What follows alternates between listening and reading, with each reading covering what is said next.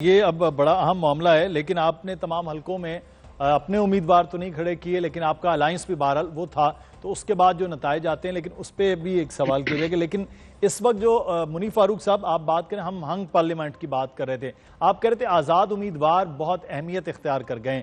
ایک آزاد امیدوار وہ ہیں جو پاکستان تحریک انصاف کی حمایت یافتہ ہیں، اور کچھ آزاد امیدوار وہ ہیں جو واقعی آزاد جنہیں کہا جائے وہ ہے، لیکن ان کی ابھی تک کوئی برتری اس طرح سے واضح نظر نہیں آ رہی ہے۔ تو کیا پھر پاکستان تحریک انصاف کے آپ سمجھ رہے ہیں کہ آزاد امیدوار اتنے آزاد ہوں گے کہ وہ پھر اپنی مرضی کر پائیں گے؟ دیکھیے، اصولی طور پر تو اگر انہوں نے پاکستان تحریک انصاف کی حمایت سے وہ یہ کوئی اپنی سیٹ نکالی ہے یا وہ جیتے ہیں، تو انہیں اصولی طور پر تو تحریک انصاف کا شکر گزار ہونا چاہیے، اور ان کے ساتھ میرے خیال میں یہ دغا نہیں کرنا چاہیے۔ لیکن جو پریگمیٹک پالیٹکس ہے وہ روتھلیس پریگمیٹزم پہ چلتی ہے، یعنی کہ جب آپ جیت جاتے ہیں تو پھر بہت ساری چیزیں بالائے طاق رکھی جاتی ہیں اور ذاتی یا سیاسی مفاد کو پرائیورٹائز کیا جاتا ہے۔ بدقسمتی سے پاکستان تحریک انصاف کے ساتھ یہ بات درست ہے کہ ان کو لیول پلینگ فیلڈ نہیں ملی، اور ان کے بے شمار مسائل اس سے زیادہ بھی ہیں۔ لیکن دیکھیے، اگر آپ وہاں لوکل سے بات کرتے ہیں یا ہمارے بہت سے قابل جو رپورٹرز ہیں جو اس وقت وہاں پر موجود ہیں، کچھ ایسی شخصیات کو پاکستان تحریک انصاف نے ٹکٹس دیے ہیں جو شاید خود بہت سارے اپنی انڈیپینڈنٹ ان کی حیثیت نہیں تھی۔ کچھ لوگ تو ایسے تھے جو استحکام پاکستان پارٹی کو پیارے ہو گئے۔ لوگ یہ بھی دیکھتے ہیں جی کہ تحریک انصاف اس وقت ایک بہت بڑے چیلنج سے گزر رہی ہے، بہت بڑے مسائل سے گزر رہی ہے، تو شاید لوگ وہ جو کمٹمنٹ جو ان کی ایک آئیڈیالوجیکل کسی جو کارکن ہے اس کی ہو سکتی ہے، وہ شاید ایک کنٹیسٹنگ کینڈیڈیٹ کی نہ ہو، وہ اپنی سیاست کو پرائیورٹائز کرے۔ لہٰذا میں سمجھتا ہوں کہ یہ اس وقت ایک باٹل نیک ہے جو پاکستان تحریک انصاف کو تنگ کر رہا ہے۔ بالکل، اور یہ ایک امپورٹنٹ معاملہ ہے۔ آپ شفیع جان صاحب خود حلقے کی سیاست کرتے آئے ہیں، آپ اس حلقے کی سیاست کو سمجھتے ہیں کہ ایک ووٹ وہ ہے جو پاکستان تحریک انصاف کا ہے، اور ایک ووٹ وہ ہے جو یعنی کہ آپ کا ہے یا کسی بھی حلقے میں کھڑے ہونے والے اس شخص کا ہے۔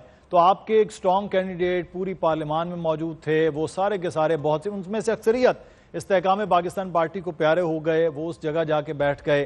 تو آپ کو یہ بھی تو ایک چیلنج نہیں رہا کہ وہ سٹرونگ کینڈیڈیٹ کا کھڑا ہونا جس نے پوری ورکنگ کی ہو حلقے کے اندر، پورے انتخابات میں 4 سال 5 سال میں محنت کی ہو، تو یہ بھی تو ایک چیلنج رہا ہے۔ اگر نتائج مختلف آتے ہیں تو کیا آپ کے لیے کوئی سرپرائز تو نہیں پھر ہونا چاہیے؟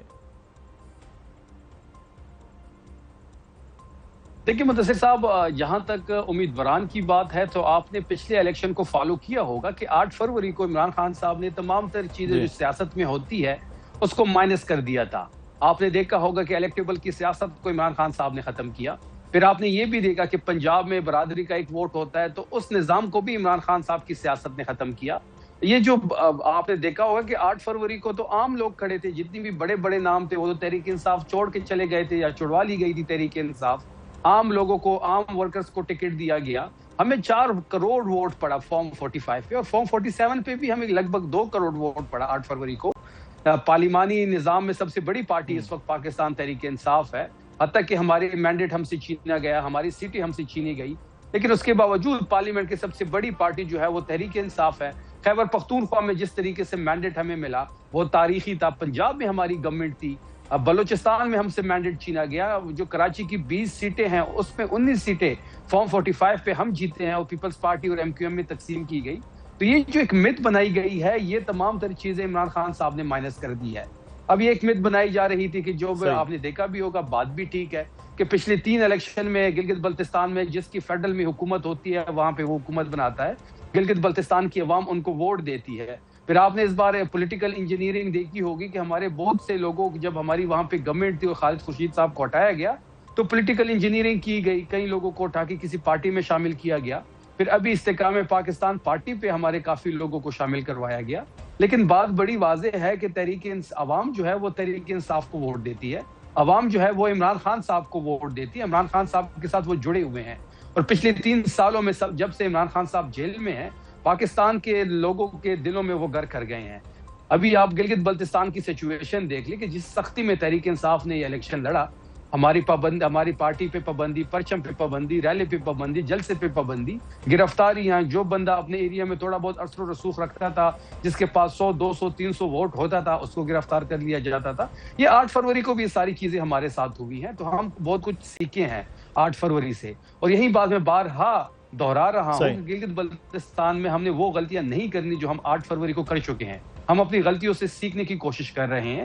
بات بڑی واضح ہے کہ خیبر پختونخوا میں مجھے یاد ہے کہ جب میرے حلقے کا رزلٹ روکا گیا رات کے 2 بجے تک، تو میں 4 بجے لوگوں کو لے کے 3 سے 4 ہزار لوگوں کو لے کے وہاں بیٹھ گیا، اور صبح 8 بجے مجھے رزلٹ مل گیا۔ پھر ہم یہ ساری سچویشن سے گزرے ہیں، اور یہی اسٹریٹجی گلگت بلتستان کی عوام کو اپنانی پڑے گی، وہاں کے امیدوارانوں کو اپنانی پڑے گی کہ RO کے آفس کو آپ نے نہیں چھوڑنا۔ فارم 45 پہ عمران خان کو کوئی شکست نہیں دے سکتا۔ پاکستان کے کسی کونے میں آپ الیکشن کرا لیں، وہاں پہ فارم 45 جو ہوگا وہ عمران خان صاحب کے نام پہ ہوگا۔ اب فارم 47 پہ اس رزلٹ کو کیسے چینج کرنا ہے، اس میکینزم پہ کام کرنا ہوگا۔ شفیع جان صاحب، لیکن ایک چیز جو ابھی آپ نے خود کہا کہ بہت سے ہمارے لوگوں کو شامل کروایا گیا یا شامل وہ ہو گئے، تو ابھی کس بات کی گارنٹی ہوگی کہ اگر آپ کی جماعت بھی کچھ سیٹیں لے لیتی ہے، پاکستان پیپلز پارٹی کے پاس بھی کچھ نشستیں ہوتی ہیں، کچھ لوگ کامیاب ہو جاتے ہیں مسلم نون سے اور استحکام پاکستان پارٹی، تو آپ کے لوگ انٹیکٹ رہیں گے؟ کیونکہ ماضی میں تو انٹیکٹ نہیں رہے، وہ زبردستی گئے ہیں یا اپنی مرضی سے گئے، لیکن وہ چلے گئے کسی نہ کسی طرح سے آپ کی جماعت کو چھوڑ کر۔ وہ کچھ واقعات ہم نے پنجاب میں بھی 1-2 لاہور میں بھی دیکھا تھا، اور ابھی اگر GB میں پہلے بھی ہو چکا، اب کون سی آپ کے پاس گارنٹی ہوگی کہ وہ نہ جائیں؟ بالکل آپ کی بات ٹھیک ہے کہ پچھلے رجیم چینج کے بعد ہمارے لوگوں کو شامل کروایا گیا۔ ابھی بھی ہمارے امیدواران جو ہے وہ آزاد ہیں، لیکن یہ اخلاقی طور پہ بھی اگر کوئی عمران خان صاحب کے نام پہ ووٹ لیتا ہے تو پھر ان کو تحریک انصاف میں ہی رہنا چاہیے، اور جن کو عمران خان صاحب کے نام پہ ووٹ پڑتا ہے وہ عمران خان صاحب کے شکر گزار ہونے چاہیے۔ آپ 92 MPA ہمارے یہاں پہ آزاد تھے خیبر پختونخوا میں، یہاں تو کوئی MPA جو ہے کسی جماعت میں شامل نہیں ہوا۔ یہاں پہ علی امین صاحب کا الیکشن ہوا، یہاں پہ افریدی صاحب کا الیکشن ہوا، یہاں پہ سینٹ کا ایک الیکشن ہوا، بائی الیکشن 2 ہوئے سینٹ کے، کوئی ایک MPA ہمارا ادھر سے ادھر نہیں ہوا۔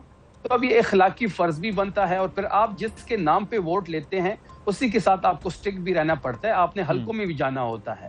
اگر خیبر پختونخوا میں ایسی کوئی حرکت کرے کہ آپ نے ووٹ عمران خان صاحب کے نام پہ لیا ہو اور آپ چلے جائیں کسی اور طرف، یا آپ اپنا ووٹ کہیں اور کاسٹ کر دیں، آپ کو اپنے حلقے میں جانا مشکل ہو جاتا ہے۔ تحریک انصاف کا ورکر جو ہے وہ عمران خان صاحب کے ساتھ بڑا اٹیچڈ ہے، اور ابھی تو پوری پاکستانی قوم ان کی پشت پہ کڑی ہے، جذبات عمران خان صاحب کے ساتھ ہے، پیار ہے عمران خان صاحب کے ساتھ۔ میں نے ابھی جیسے شروع میں کہا کہ 3 سالوں سے کسی نے ان کو نہیں دیکھا، 3 سالوں سے کسی نے آواز نہیں سنی، لیکن جڑی ہوئی ہے پوری پاکستان کی قوم عمران خان صاحب سے۔ چلیں، اب یہ دیکھنا ہے کہ نتائج جو ہے وہ کس طرح سے سامنے آتے ہیں، جو لوگوں کو ووٹ ہے اس کے نتیجہ کیا نکلتا ہے۔